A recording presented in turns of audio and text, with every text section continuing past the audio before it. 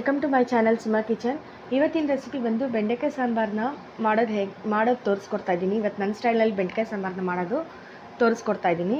ಅದಕ್ಕೆ ಬೇಕಾಗಿರುವಂಥ ಪದಾರ್ಥಗಳು: ತೊಗರಿಬೇಳೆ 1 ಕಪ್, ಮೆಣಸಿನ್ಕಾಯಿ, ಸ್ವಲ್ಪ ಜೀರಿಗೆ, ಸಾಸಿವೆ, ಇಲ್ಲಿ ನಾನು 3 ಟೊಮೆಟೊ ತೊಗೊಂಡಿದ್ದೀನಿ, ಮತ್ತು ಬೆಂಡೆಕಾಯಿನ ಈ ರೀತಿ ಹೆಚ್ಚಿಟ್ಕೊಂಡಿದ್ದೀನಿ.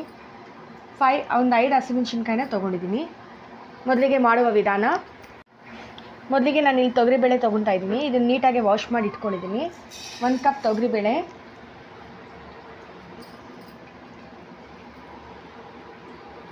ಮತ್ತು ಇಲ್ಲಿ ನಾನು ತೊಗೊಂಡಿರುವಂಥ 3 ಟೊಮೆಟೊ, ಹಸಿಮೆಣಸಿನ್ಕಾಯಿ, ಇಷ್ಟನ್ನು ಹಾಕಿ ಫಸ್ಟು ಕುಕ್ಕರ್ ಕೂಗಿಸ್ಕೊಳ್ಳೋಣ. ಸ್ವಲ್ಪ ನೀರನ್ನು ಸೇರಿಸ್ತಾ ಇದ್ದೀನಿ. ಇಲ್ಲಿ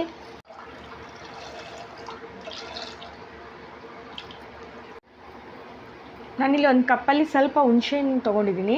ಇದನ್ನು ಈ ಕುಕ್ಕರ್ ಒಳಗೆ ಈ ರೀತಿ ಇಡೋದ್ರಿಂದ ನಾವು ಕುಕ್ಕರ್ ವಿಷಿಲ್ ಇಟ್ಟು ಕೂಗಿಸ್ತೀವಲ್ಲ, ವಿಷಿಲ್ ಬಂದಾಗ ಎಕ್ಸ್ಟ್ರಾ ವಾಟರೆಲ್ಲ ಈ ಕಪ್ ಒಳಗೆ ಬಂದು ಸೇರುತ್ತೆ. ಸೊ ಇದೊಂದು ಸಿಂಪಲ್ ಟಿಪ್ ಅಂತಲೇ ಹೇಳ್ಬೋದು. ಆವಾಗ ನಮಗೆ ವಿಷಿಲ್ ಬಂದಾಗ ಕುಕ್ಕರಲ್ಲಿ ನೀರು ಎಗರೋದು ಇವೆಲ್ಲ ಏನೂ ಆಗದೆ ಆ ಎಕ್ಸಸ್ ಆಫ್ ವಾಟರೆಲ್ಲ ಈ ಕಪ್ಪಲ್ಲಿ ಬಂದು ಸೇರಿರುತ್ತೆ.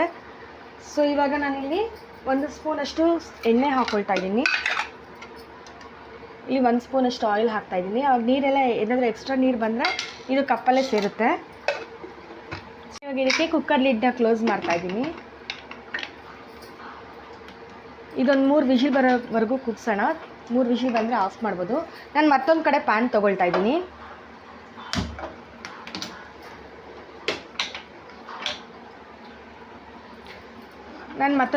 ಹಾಕ್ಕೊಂಡಿದ್ದೀನಿ. ವಿಷಿಲ್ ಬರೋಷ್ಟೊತ್ತಿಗೆ ಇಲ್ಲಿ ನಾವು ಬೆಂಡೆಕಾಯಿ ಫ್ರೈ ಮಾಡ್ಕೋಬೋದಲ್ವಾ.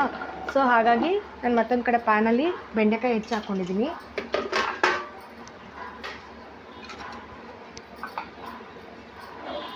ಮತ್ತು ಇದಕ್ಕೆ ನಾನು 2 ಸ್ಪೂನ್ಸ್ ಅಷ್ಟು ಆಯಿಲ್ ಸೇರಿಸ್ತಾ ಇದ್ದೀನಿ.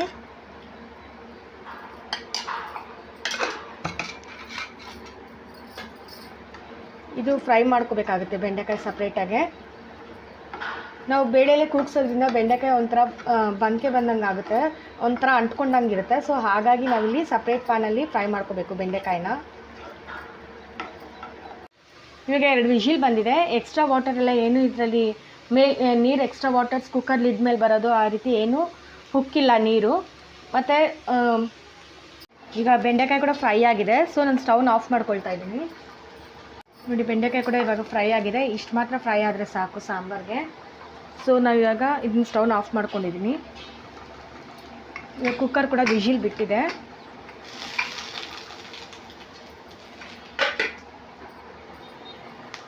ನೋಡಿ, ಇವಾಗ ಇದು ವಿಷಿಲ್ ಬಿಟ್ಟಿದೆ. ನಾನು ಕುಕ್ಕರ್ ಲಿಡ್ ತೆಗೆದಿದ್ದೀನಿ.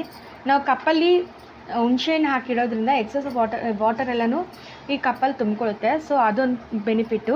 ಮತ್ತು ಹುಣಸೆಹಣ್ಣು ಹಾಕಿರೋದ್ರಿಂದ ನಾವು ಗಟ್ಟಿ ಇರುತ್ತಲ್ವ, ಹುಣಸೆಹಣ್ಣು ಆವಾಗ ಹಿಂಡ್ಕೊಳ್ಳೋದು ನಮಗೆ ಕೈ ನೋವು ಬರದೆ ಇದು ಸಿಂಪಲ್ ಮೆಥಡ್. ಇದು ಹುಣಸೆಹಣ್ಣು ಕಪ್ಪಲ್ಲಿ ಹಾಕೋದ್ರಿಂದ ಅದು ಕುಕ್ಕರ್ ಬೇಯುವಾಗ ಹುಣಸೆಹಣ್ಣು ಕೂಡ ಅದು ಬಿಸಿಗೆ ತಣ್ಣಗಾಗೋಗಿರುತ್ತೆ. ಸೊ ನಾವು ಇವಾಗ ಅದನ್ನು ಈ ರೀತಿ ಮೇಲಿನ ನೀರು ಮಾತ್ರ ತೊಗೋಬೋದು.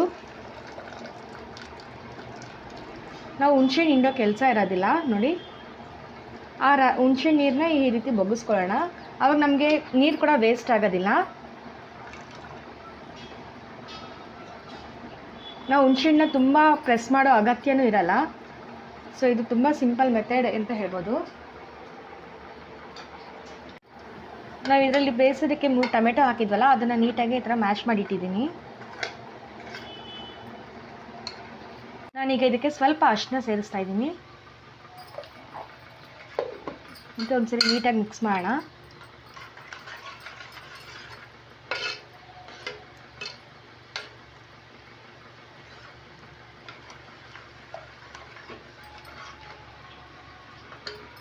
ನನಗೆ ಒಂದು 1/2 ಸ್ಪೂನಷ್ಟು ಕಲ್ಲುಪ್ಪು ಸೇರಿಸ್ತಾ ಇದ್ದೀನಿ. ಕಲ್ಲುಪ್ಪು ಹಾಕೋದ್ರಿಂದ ತುಂಬ ಟೇಸ್ಟಿಯಾಗಿರುತ್ತೆ. ಹೆಲ್ತ್ ವೈಸ್ ಕೂಡ ಕಲ್ಲುಪ್ಪು ತುಂಬ ಒಳ್ಳೆಯದು ಅಂತ ಹೇಳ್ಬೋದು. ಸೊ ಈ ರೀತಿ ನೀಟಾಗಿ ಮಿಕ್ಸ್ ಮಾಡೋಣ.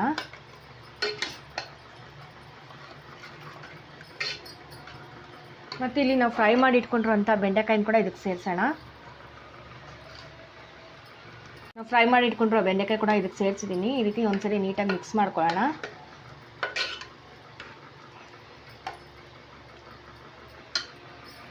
ಸ್ವಲ್ಪ ಧನಿಯಾ ಪುಡಿ ಕೂಡ ಸೇರಿಸ್ತಾ ಇದ್ದೀನಿ.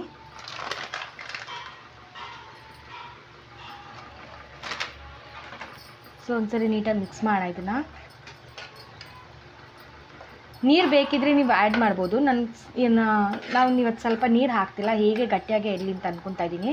ನಿಮ್ಗೆ ಎಕ್ಸ್ಟ್ರಾ ವಾಟರ್ ಬೇಕಿದ್ರೆ ಇವಾಗ ಸ್ವಲ್ಪ ಆ್ಯಡ್ ಮಾಡ್ಬೋದು. ಸೊ ನಾನು ಇದನ್ನು ಬೇಯಕ್ಕೆ ಇಡ್ತಾಯಿದ್ದೀನಿ. ಇದೊಂದು 5 ಮಿನಿಟ್ಸ್ ಕಾಲ ಕುದಿಬೇಕಾಗುತ್ತೆ ಚೆನ್ನಾಗೆ. ನೀರು ನಿಮಗೆ ಎಷ್ಟು ಬೇಕೋ ಅಷ್ಟು ಕ್ವಾಂಟಿಟಿ ನೋಡ್ಕೊಂಡು ಬಳಸ್ಕೋಬೋದು. ನಾನು ಇಲ್ಲಿ ಸ್ವಲ್ಪ ಬಳಸ್ತಾ ಇದ್ದೀನಿ.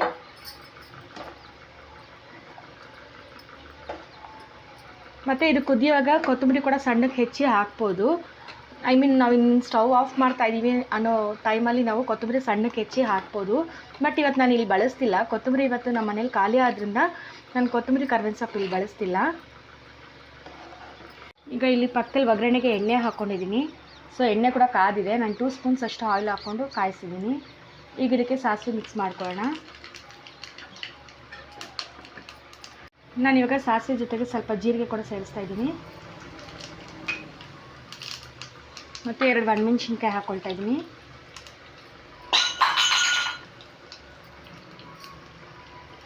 ಮತ್ತು ಇಂಗು ಸ್ವಲ್ಪ.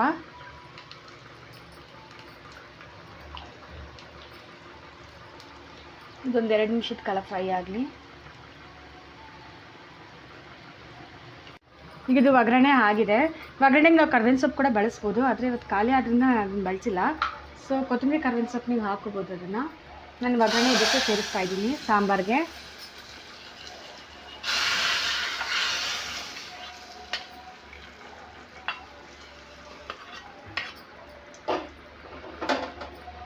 ಇದಕ್ಕೆ ಒಂದ್ಸರಿ ನೀಟಾಗಿ ಮಿಕ್ಸ್ ಮಾಡ್ಕೊಳ್ಳೋಣ.